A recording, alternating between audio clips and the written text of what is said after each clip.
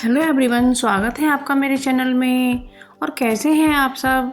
I hope बढ़िया से होंगे। तो मैं रोज़ की तरह एक नई वीडियो लेकर आ चुकी हूँ। वीडियो आपके लिए बहुत ही यूज़फुल होने वाली है और बहुत ही इंटरेस्टिंग है, तो आप इसे पूरा वॉच कीजिएगा। ये जो मरवे का पौधा होता है, इसे भी बनतुलसी या दोना कहा जाता है और इसका भारत में बहुत अधिक प्रचलन है, बहुत पसंद किया जाता है। तो हमने मंजरी से ये बीज कलेक्ट कर लिए हैं और हमने इसे गमले में बो दिया है। तो फ्रेंड्स, हमें इस तरीके से हल्की हल्की मिट्टी ही इस पर लगानी है और हल्का सा पानी इस पर छिड़क देना है।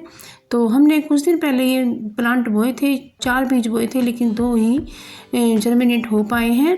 तो इसमें कारण हमारा रहा कि हमने इसमें पानी ज़्यादा दे दिया या बारिश भी बीच में हुई थी, तो इसी वजह से हमारा 2 पौधे जर्मिनेट नहीं हो पाए। तो फ्रेंड्स, ये जो पौधे हैं, सर्दी में पत्ते इस पर कम हो गए हैं, अब आएंगे। तो ये पौधा जो होता है हमारे लिए बहुत ही हेल्थफुल होता है। इसमें बहुत खुशबू होती है, जब इसे हम छू लेते हैं तो हमारे हाथ में उसके बाद भी भीनी भीनी खुशबू रह जाती है और इसकी चटनी भी बनाई जाती है। और ये जो तुलसी होती है तो इसलिए इन्हें माता पर भी चढ़ाया जाता है और इसकी जो मंजरी होती है वो भी चढ़ाई जाती है। और इसकी जो पत्तियां होती हैं ना, तो हमारे यदि त्वचा में कोई एलर्जी हो जाती है तो इसकी पत्तियों को पीस करके लेप लगाया जाता है, जो कि बहुत ही आरामदायक होता है। और ये हमारा पुदीना है।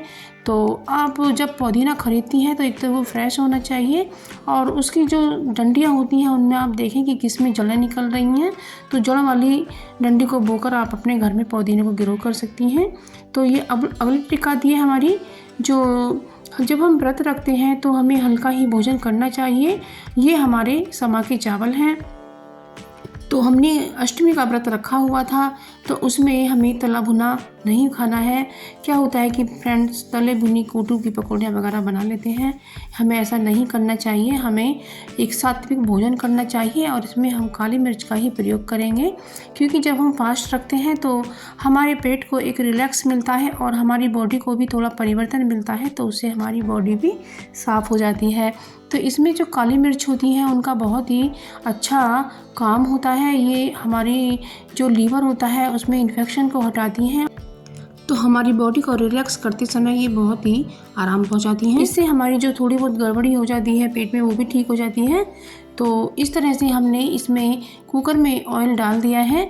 तो फ्रेंड्स, कभी कभी क्या होता है कि हम जैसे ऑयल डालते हैं तो उसमें थोड़ा पानी होता है और हम देख नहीं पाते हैं, तो जब वो चटर चटर करता है तो उसके ऊपर एक प्लेट ढक दें तो आपके ऊपर छींट बिल्कुल नहीं आएगी और आप जलने से बच जाएंगे। इसमें मैंने जीरा, काली मिर्च, धनिया पाउडर, हरी मिर्च को डाल दिया है और अब मैंने ये चॉप किए हुए आलू भी डाल दिए हैं और अब मैं ये समा के चावल डाल देती हूँ, जो हमने अच्छे से धोए हैं। और इसको अब हम चला देते हैं और इसमें हमने पानी भी ऐड कर दिया है। अब इसमें हम स्वाद के अनुसार सेंधा नमक डालेंगे। तो इसमें व्रत में हमें सेंधा नमक ही यूज़ करना है। और इसके बाद हम कुकर का ढक्कन लगा करके एक सीटी लगा लेते हैं। तो अब हमारी एक सीटी आ गई है और हमारी खिचड़ी बनकर के तैयार है। और ये बहुत ही सात्विक भोजन बना है, इसमें ना तो ऑयल ज़्यादा है और ये हल्का सुपाच्य भोजन है, काली मिर्च वाला। तो इस तरह से आप अपने बॉडी को डिटॉक्स कर पाएंगे। तो इस तरीके से आप, ये बहुत अच्छी खिचड़ी बनी है।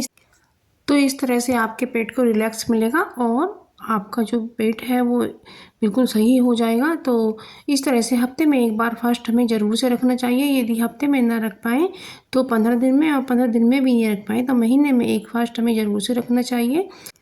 तो फ्रेंड्स, यदि आपको कुछ ऐसी टिप मिल जाती है कि जो आपका काम आसान करें और आपको ठीक भी रखें और आपका खर्चा भी कुछ ना हो, तो कितना अच्छा होता है। और आप घंटों का काम मिनटों में कर पाएँ या अपने घर में कुछ भी कोई काम भी बढ़िया सा कर पाएँ, तो कितना अच्छा होता है। तो फ्रेंड्स, आपको मेरी कोई भी टिप ज़रा भी पसंद आई हो तो मेरे चैनल को सब्सक्राइब कीजिएगा, मेरे वीडियो को लाइक, शेयर, कमेंट कीजिएगा और मिलते हैं एक नई वीडियो में। तब तक के लिए थैंक यू फॉर वॉचिंग। ये जो चाकू होते हैं हमारे, तो इनकी सारी साइन ख़त्म हो गई है और इसकी धार भी ख़राब हो गई है और इसमें जंग भी लग जाता है।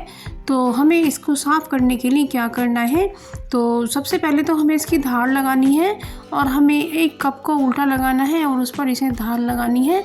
और हमने इसको थोड़ा चाकू को गीला भी किया है, क्योंकि जब इनकी धार ख़राब हो जाती है तो हमें तो एक बहुत बड़ी टेंशन हो जाती है और हमारी सब्जियां भी चॉप नहीं हो पाती हैं। और हमें बाहर इन्हें धार लगवाने के लिए जाना पड़ता है। तो इस पर कोलगेट पेस्ट लगाकर इसकी साइन भी वापस आ जाएगी। और धार तो हम इसमें लगा चुके हैं और इस तरह से कोलगेट लगा करके ब्रश से साफ करके इसकी साइन भी आ जाएगी। जो इसमें जंग वगैरह है वो भी उखड़ जाएगा। बस इसे हम अपने कपड़े से पोंछ लेते हैं या फिर इसको धो भी सकते हैं। तो बस देखेंगे कि आप फ्रेंड्स, आपका जो चाकू है ना बहुत तेज़ धार में तैयार हो गया है और बिल्कुल नया जैसा हो गया है। तो ये ट्रिक भी आपको ज़रूर से पसंद आई होगी। तो लाइटर जो हमारा होता है हमें बार बार अपने हाथों में लेना पड़ता है। और हम जब खाना बना रहे होते हैं तो कभी इसमें आटा लग जाता है, कभी दाल लग जाती है और कभी ऑयल लग जाता है और हमारे लाइटर में गंदगी घुस जाती है और हमारा लाइटर काम करने बंद कर देता है। और हम क्या करते हैं, नया लाइटर और बाज़ार से ले आते हैं। तो हम पुराने लाइटर को ही इसमें के जो होल होते हैं ये भी बंद हो गए हैं, जिससे इसने चिंगारी निकालना बंद कर दिया है। तो इस तरह से हम इसको क्लीन कर लेते हैं। और ऊपर से भी आप देख सकते हैं इसमें कितनी मोटी गंदगी जमा हो गई है। तो इससे हमारा जो ये लाइटर है वो पिंच करना उसने बंद कर दिया है। टूथब्रश से इसे रगड़ देते हैं और ज़रूरत पड़ने पर थोड़ा हम कोलगेट पेस्ट भी लगा लेते हैं। तो आप देखेंगे कि आपका जो लाइटर है ना फिर से नए जैसा काम करने लगेगा। लाइटर बिल्कुल नया हो जाएगा और आपको बिल्कुल भी लाइटर खरीदने की ज़रूरत नहीं पड़ेगी। और ये कॉटन के कपड़े से पोंछ लिया है, ये गैस को भी चला रहा है। तो आप भी फ्रेंड्स